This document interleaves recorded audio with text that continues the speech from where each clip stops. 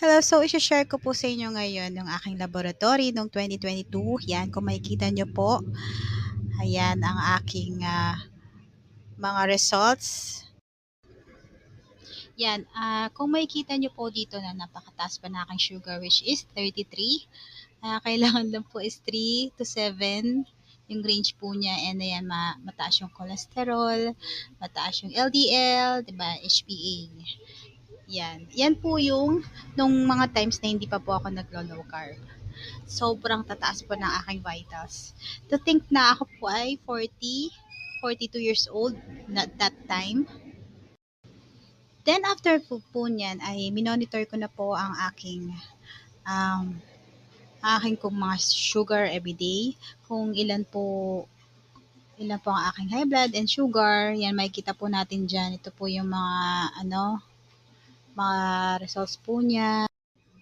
Yan, kung makikita nyo rin po, nandyan yung kung ano yung aking mga kinain, kinakain ko for that day, kung bakit mataas yung sugar.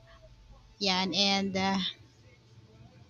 ano po siya eh. Yan, nakikita nyo may 180, may 200, 180, tapos bumaba, tapos tumaas ulit. Ganun lang po paulit-ulit.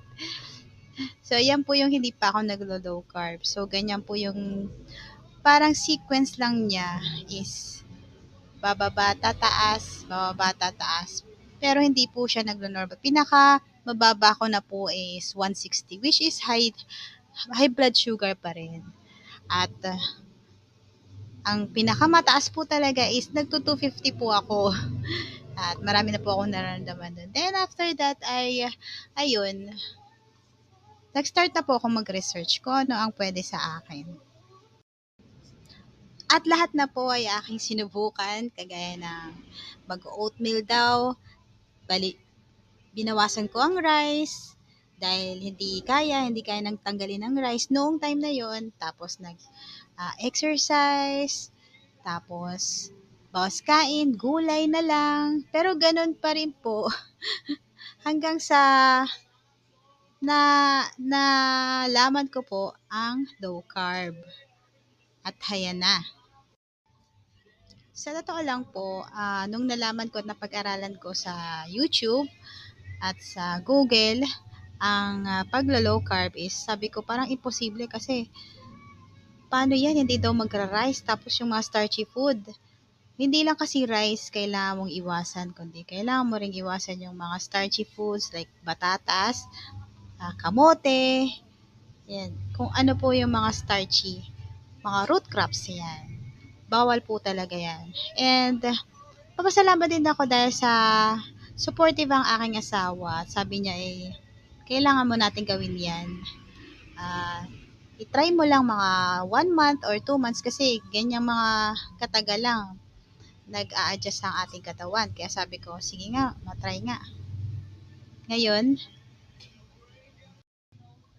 so sa una, mini-measure pa namin yung grams kung ano yung mga tinitake kong food, tapos nililista namin, tapos kung ilan na na-consume ko na carbs per day, kasi dapat sa akin lang is 16 grams ng carbohydrates per day. So, nag-stick ako doon, and then, sa kakaganan ko is, nagulat ako kasi ang dami nagbabago sa akin.